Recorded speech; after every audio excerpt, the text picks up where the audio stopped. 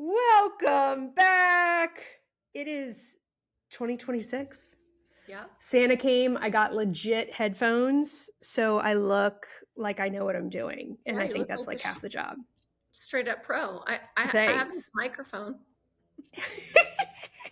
Test. We'll just hold it like this. Makes you feel much more professional. uh, I am Molly in Houston, and you are? I'm Heidi in Raleigh, and welcome to Between the Two of Us, where we talk about real estate and real life and real friendships, and that should be our tagline. Yeah, because it's true. That's really what we really talk about. So on Spotify, though, I'm seeing that our video isn't transferring over. I've got to figure out how to do that. It's transferring over on YouTube, but not Spotify. Huh, But okay. for you, Molly, and anybody watching, I want you to see this. Oh, it's your inspector. Yes. So behind me is a life-size cutout of my favorite home inspector. This is my emotional support Pete. Yeah, Pete. And at the Elevate event, Molly flew in for it. Um, I was like, how do I get this? And so now he's just been sitting. Actually, I put him in the window so that my neighbors would get freaked Yeah, out, and that that's was pretty great. awesome. But I wanted him to join the podcast today. So Yes, he's Pete, we're so he's glad to behind have us just being gently creepy. Thank you, Pete. Thanks for joining us. We'd love Yeah. to hear all of your thoughts on habits. Thanks for coming. Yes. Yeah. Okay, so today we're talking about habits. Go ahead. Oh, well, I thought we'd lead with Pete. No, I'm just kidding. He really does a good job staying and so steady. Yeah. Yeah. So Heidi and I talk every day, lots of times every Yeah. day, and we've avoided talking about the topic of habits because we want to talk about it here with you guys. Yeah. And we were going to talk like some of the things we had kicked around or that I had thought about, and she as well was like, what are the habits that you have that you think make a difference? Like, what's the one big one that you're like, when I am this or when I do that, Mm-hmm. or like that's a game changer for me. Um, what are some ways that you bring a new habit in? What are some ways that you leave an old habit behind? Over the years, how have your habits changed? And so I know many of us in real estate have probably read it, but one of my favorite forever books is the Atomic Habit book. Yes, I wrote that down for our notes today. Good for you. Great. Yeah, Yeah, it's such a so good book. good. I think I probably listen to it like once every other year or so. I'm an Audible girl, so like I don't pick it up and read it. I do own it, but I've never actually like read that book. I just have audibled it, but I love the habit stack approach. Mm-hmm. And Mm-hmm. so this time of year, I always try to like go back to what are the things that I can stack that will help me. Now, for people that are listening that don't know what a habit stack is, can you give an example so that they can kind of picture that in their minds? Yeah. So if you have I mean, this is a bad example, but it's an example. If you have a really bad habit of picking up your phone to hop on social media all the time, then stack that bad habit with something good. So like every time I open my phone to check social media, the first thing I'm going to do is check to see if something new has come on the market overnight or whatever. If the first thing you do in the morning is check your social media, like before you check your social media, check to see what's come on the market overnight, or force yourself to open up your brokerage hot sheet, or Yep. if or if you have something similar to that, if your company sends out something that gives you an idea of what's coming on the market. So pick something that you do and then add the good thing to it. Yep. And so I do really try to habit stack. I have I work here from home. I think this is a good part to bring this in, Heidi. You and I both work from our homes. I have an office in town, but I don't go to it. You have an office at your home. We are Mm-hmm. people who primarily work from home. So that's something that led us to this, and staying away from the things that are house related during the workday is hard. And so those are some, like, I don't go upstairs during the workday. That's Oh, like, interesting. We've never yeah, talked about that. Okay. yeah, I really try not to, because the moment that I head up those stairs, that's where the laundry room is. That's where my Mm-hmm. bedroom is. I'm not going to sit down here at the dining room table without forcing myself to. So, Yeah. Yeah. what Well, about and you? another like habit stacking, like if you say, I want to run a marathon, well, maybe you I'm start doing with that in January. I know. I can't believe what a terrible idea you've done. I know, horrible. We'll have to have another episode about Molly's terrible ideas. And things I join with 3 letters that are always a fail. Anyway, Always a fail. Okay. So like if you want to run a marathon, like the first thing you do is like put your shoes out by the door. Like have a playlist. Like it's stacking little things so that it makes getting into that habit easier. Right. Right. And Exactly. I listen to, I wonder if there's a way to put a link in here. If there is, I'll put the link in here. But you know, I love Diary of a CEO as a podcast. You turned me onto that podcast. I listened to that one because of you now. Oh, that's so cool. I love it. I love it. Anytime that I'm driving around, I just love listening to it. And James Clear, who wrote Atomic Habits, did a whole episode of Diary of a CEO about discipline. And so he goes into it deeper than he does Atomic Habits. So first of all, read Atomic Habits. Second of all, it's called The Discipline Expert. It is so good. And it also goes into like, okay, now that you've written the book, what would you change? And now that like you're more of a, like, what would you change? It's so good. It's so good. I have to listen to that one. That one hasn't popped up for me yet. I think that's very interesting. The discipline part is what, if I think it turns people off, they get like, well, I'm just not that disciplined. I'm a type B personality. That's why I'm great at real estate. Cause I can, cause lots of type B personalities are great at real estate because they can just kind of pick up and go with the flow, run here, run there. But everybody can be disciplined. It's just a matter of putting the small pieces together to get to that discipline. And then like making it easier. Breaking it down to what are like the building blocks of the thing I want to achieve. Because I saw something the other day and you reminded me of it. It was an advertisement for a podcast. Anyway, it just said, you can make your vision board. Absolutely. And you can talk about your goals all year long. But in order to actually achieve that vision or get to your goal, what are your habits that you're doing to get you there? Like, you and I both are big about manifestation. Like we do believe the lives that we live, we have manifested, we set vision and a goal, and this is where we want to be. But we also have these things that we do every week that have helped lead us here or every year, like, just things that you have decided, these are my non-negotiables. Do you have any non-negotiables that you want to share with us? Yeah, hold on. They're taped on the wall. Let me go get it. Don't you guys love this? This is a commercial timeout. No, I'm just kidding. Go ahead. This is not where I sing. That everybody gets their blessings differently, and singing on a podcast is not it. Not mine. I do, however, teach jazzercise. I've taught for 17 years, and the next 2 weeks will be my 17th anniversary. I also am not going to jazzercise for you right now. Oh man, that really would have added extra value. These are my non-negotiables. You'll see it's written on laminate paper, so I can go and I can just wipe it off and change it as I need to. Cool. Excuse me, Pete. Let me put this up against here. Sorry, Pete. We'll ask you about your non-negotiables later. Yeah. So it's on the wall right there. So as I'm sitting here, I have to look at it. And these are the non-negotiables every day before I do anything. This is what I have to do. Love it. Eating the crust first is what I call it, right? Like get rid of that stuff and then you can enjoy yourself. My first thing is catching up on all my text messages. I believe in 0 text messages, 0 inbox. Same. I feel like some people operate in a different way, and that's just not how God made me. So catching up on my texts, then I catch up on my emails, then I check out the hot sheets. If you're not in real estate, hot sheets are like everything that happened the day before, the week before, however you want to look it up to see what happened in real estate. Lofty, that's my CRM. I log into that bad boy.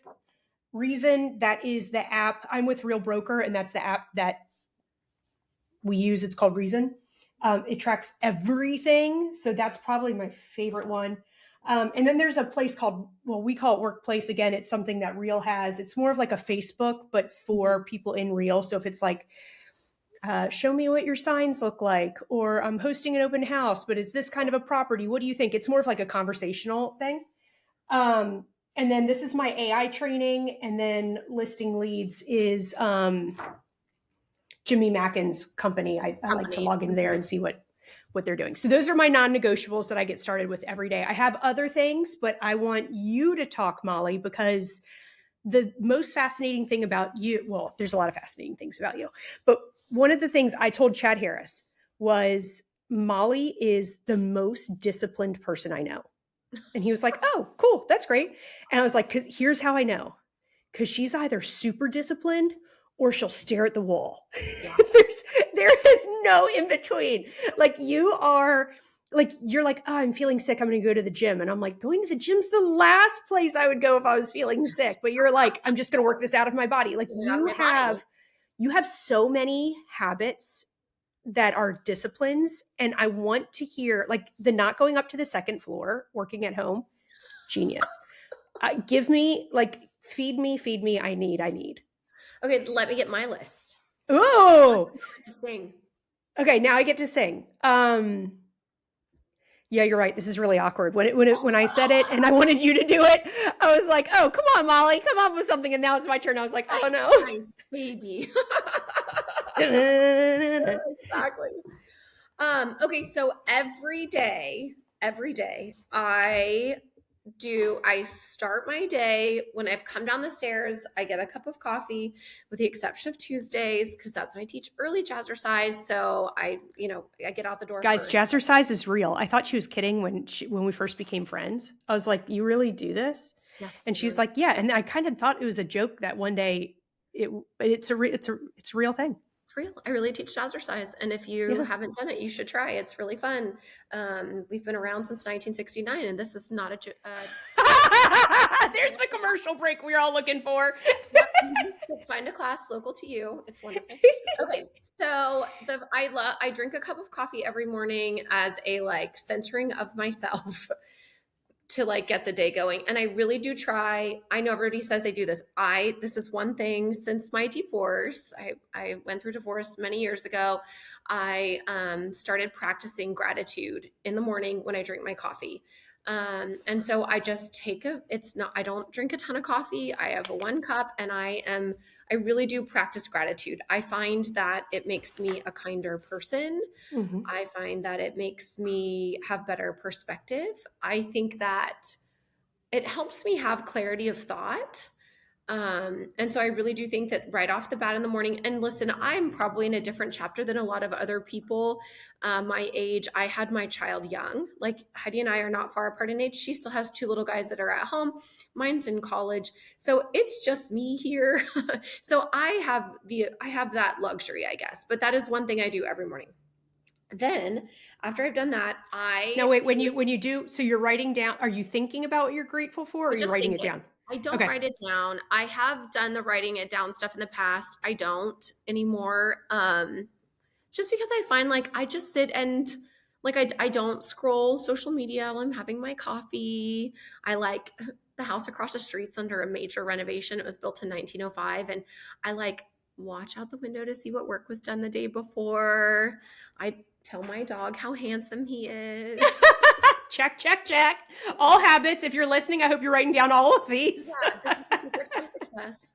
No, but I just think just taking some time in the morning, right? Or if you're an evening person, but like set something aside to keep your clarity, because in the world right now there is so much noise, be it coming from social media, it's coming from work, it's coming from school, it's just take a moment and just have your own thoughts, that's not really influenced by anybody.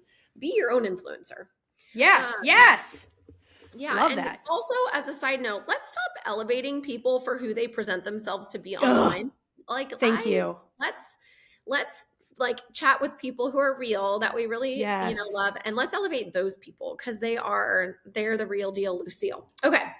So then the next thing I do, and this is kind of the secret to my success, I think, and you can see this is a lot of days of it, but I write down a to-do list and then every single client that I'm working with actively. So it's not my CRM, that operates separately.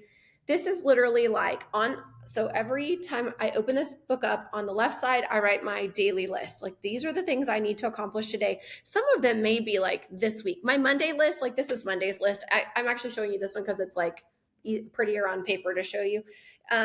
My Monday list is always a little bit busier than the other days, but I put down absolutely everything I can think of that I need to do for the week on Monday. And then it kind of rolls, through the week. So I do my to-do Okay. list on the left side. Then on the right side of my book, I write down every client that I'm currently working with or that has spoken with me this week or last week. And I will write Wow. next to them, I'll write like their name and then just a quick little like, I need the referral document back. Are they going to do their home inspection? Let's try transaction desk on this one. Please email this girl back. Like I make notes of each thing that's going on with these people. And you carry that around with you all day so you can update it. All day. So it can be updated. Okay. Okay. And so I'm working with more people than this in terms of my database. This is not that. I don't want our clients or our listeners or whatever to think that these are all of my clients. I keep a real database. These are the ones that have spoken to me in the last like 3 weeks about real estate or that I'm currently transacting with. And the reason I do this is I don't know about you guys, but when my business started getting legs, when it had something to stand on, I found that I could pretty easily forget somebody, not on purpose. You know me, Heidi, and you know that I am to a point of pain, a people pleaser. And so the losing or forgetting somebody crushes my spirit so deeply because I never want anybody to think that I have not thought of them. And so the only way, even keeping a CRM, and I've tried every CRM under the sun except Lofty, but I've tried them all. I needed to sit down every day and write down who these people were. And this is every day. I will repeat this list tomorrow. Wow. How long does that take you? 10 minutes. Okay. 10. And it's really just a brain dump. Like, so all the fog is out of your brain because it's all on the paper. Yep, it's on paper. Okay. And then I remember the people. I will look back at this halfway through the day and be like, oh, I totally need to email her again because she has not emailed me back. I emailed her. She's not emailed me back. It's our job to be the communicator. And we've talked about this on past episodes. Like the moment these people have to reach out to me, I've failed. So it's like one of Heidi's famous lines that I think of every time I get in my car for a drive that's longer than like 20 minutes is when Heidi gets in the car, she starts driving and she thinks, who have I let down? And then she starts calling them. She's not wrong. Same. Anyway, I said that to my dermatologist the other day, and I think she thought I was like doing a cry for help. And I was like, no, it's just, like I don't need, like I was just making a joke, but also serious. But I'm fine. Like mentally, I'm fine. How's my skin? Fabulous, by the way. Thank you. Absolutely fabulous. I am so good. Heidi and I used to use the same kind of skincare, and then I quit using it for like 4 months, like an idiot, and I ordered it back again on last week. Do it. I know. Okay, and then lastly, the next thing I do, and this is funny because I literally wrote it down on Monday, just thinking about like, what does this year look like? 2026. Also, by the way, I've called it year 2027 more times than I've said 2026. I know I'm already living in that year, but my 4 things that are non-negotiable for me this year are my pipeline review, which we do on every Monday. Katie, my assistant, and I really go down and look at all the review of the pipeline. And then twice a week, plan content for 1 hour each time. So it's like 2 hours a week. And then I write my daily task list, and then 1 hour of lead follow-up twice a week. Whatever that looks like, it's up to me. So like, I'm not the girl who cold calls. Y'all know that. But I do follow up with text messages. It'll be an email. It'll be a handwritten note. It'll be maybe a phone call to somebody. A touch of some type. And I do that for 2 hours a week. Okay. If you are just getting your business going, we have thoughts on this. Like, I think you need to do 11 billion hours of that. But if you're sustaining a business, those are my 4 things. Okay. And you just fit that in whenever you can. Whenever I can. Now, are you like turning your phone? Well, no, you're not turning your phone off because then you like have text messages and stuff. What happens if you're like, well, let me check Instagram real quick? Then it better be for a reason to contact somebody during that hour. And I just make myself, I'm like, okay, this takes us back to the gratitude thing. How lucky are we that we get to have a job that provides for our families, that gives us the freedom to most of the time be at things for them, get to, be present for our kids. Now there are days when we're not, but in general, I remember what it was like to work at the school district, and being present for my child was the last thing I got to do because I was present for everybody else's children. So how blessed are we that we get this amazing job, this amazing opportunity that provides a great life.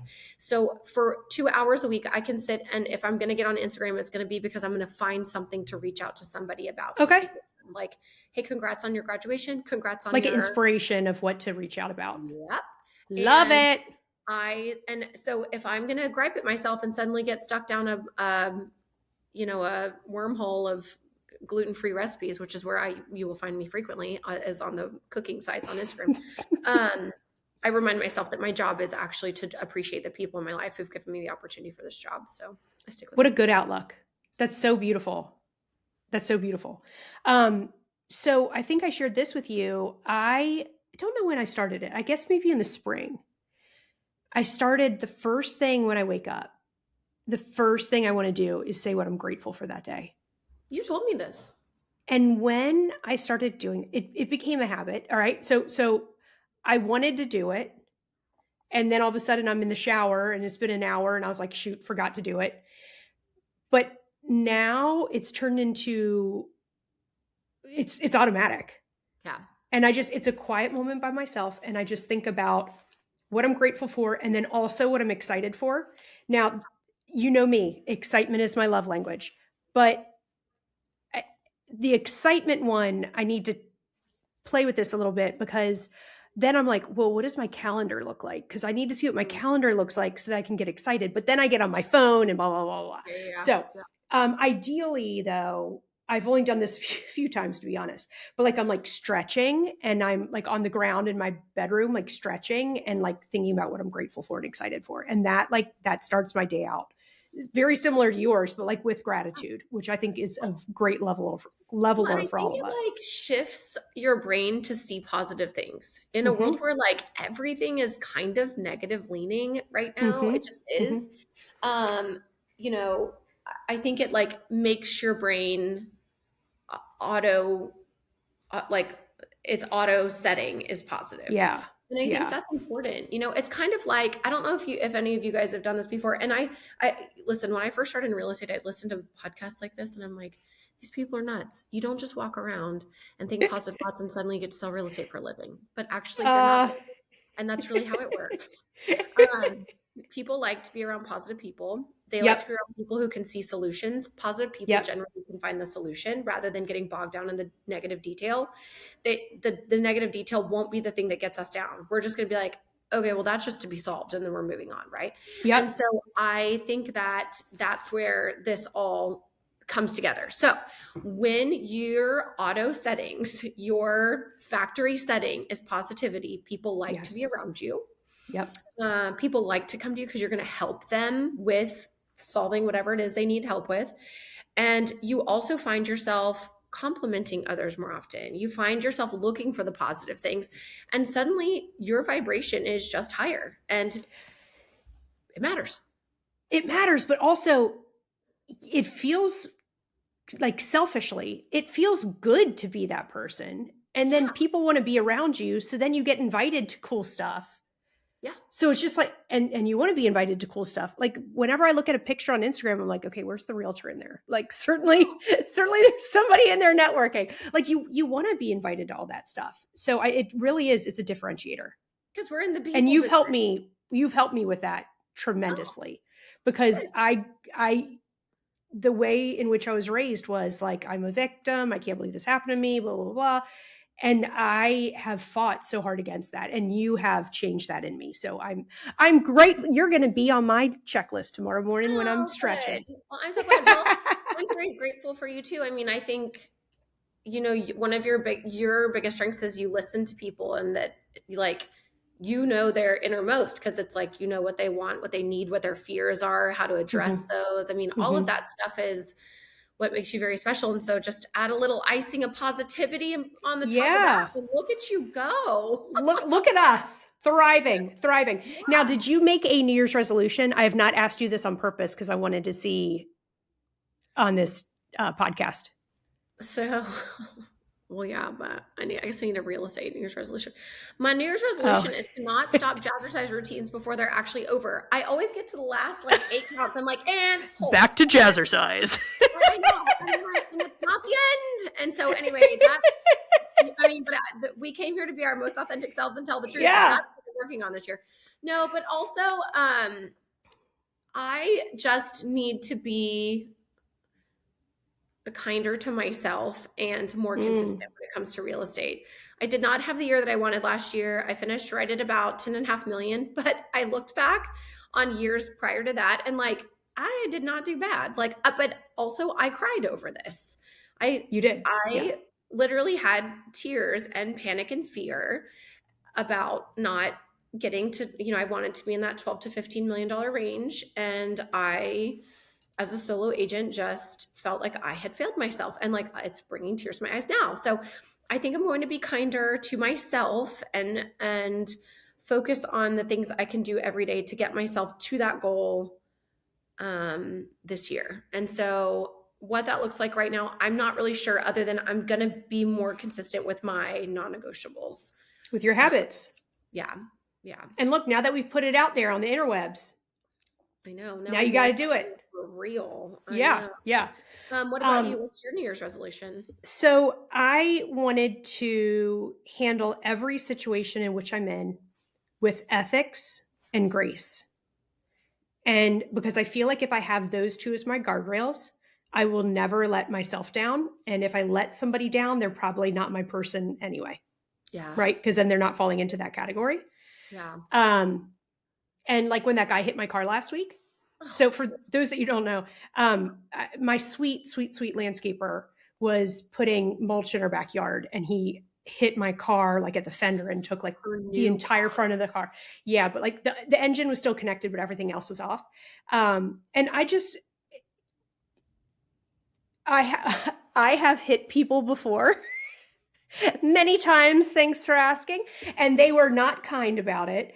And now that the shoe was on the other foot, I felt like it was such a gift that I could give somebody, to be kind and give them grace and do it in an ethical way. And now it's so bad. Here I felt, what am I going to do? Be a jerk? That doesn't help anything. Yeah. So that was, ethics and grace. Those are my things that I'm implementing more right now. I love that, especially in our business, because I don't know about you, but I've encountered this past year some agents that didn't use either of those. And if you're not in real estate, be real careful who you're working with. Oh my gosh. You want your person to use ethics and grace when it comes to your, transaction. But this year, that's something else I intend. Last year, I did do this a lot, but especially with new agents or agents who haven't closed very many deals, just help guide them in the things that have worked well for me. And I am not a gatekeeper. I'm going to share, and I hope it works for them. So that's what this whole thing's for, right? Yeah. For everybody. Exactly. And I just encourage, that like agents, like be nice to each other. We all have the end goal of getting to this closing the table and across the finish line. And if we're nasty to each other, it just makes it all worse. Like let's help each other out, I know. I couldn't agree more. The thing that I do want to mention, because we're approaching the 30-minute, but you are so hard on yourself about how much you close. And I want to tell you, it doesn't matter. I know. What matters is how good of a person you are. Are you having fun? Are you making like good success in people's lives? Like what kind of value are you bringing? Like that's what matters. Yeah. And I have no idea how many millions I sold in 2025. I know that's going to piss you off with me saying that. I have no idea. I could pull up my real app right now and figure it out, but I don't, because I'm trying to measure myself with who I am, not with what the business is, because a lot of our business is out of our hands. Yeah. And so I'm saying this to you, but I'm also saying it in case there might be a listener that's like so hard on themselves about like units closed, millions closed, like however you want to calculate it. Like, real estate is not life. Yeah, it's like, not. What is your life? Like, let's talk about that more instead of closed volume. Yeah. Because you really can sell your soul to the real estate devil, and that We've does seen not. it. Yeah. I mean, I've done it. I did it for lots of years, and where it was real estate and everything else be damned. Hmm. And that does not a life make. But I just also, I'm like, I was so close to that. Also, I don't know about you guys, and this is a topic for another week because we are hitting 30 minutes now, but I had a lot of contract fallout in 2020. Yeah.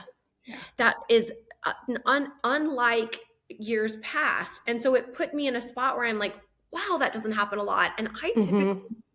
can keep a transaction together, but buyers were different this past year. And maybe we So can talk then about you took that personally because you felt like perhaps you didn't do something.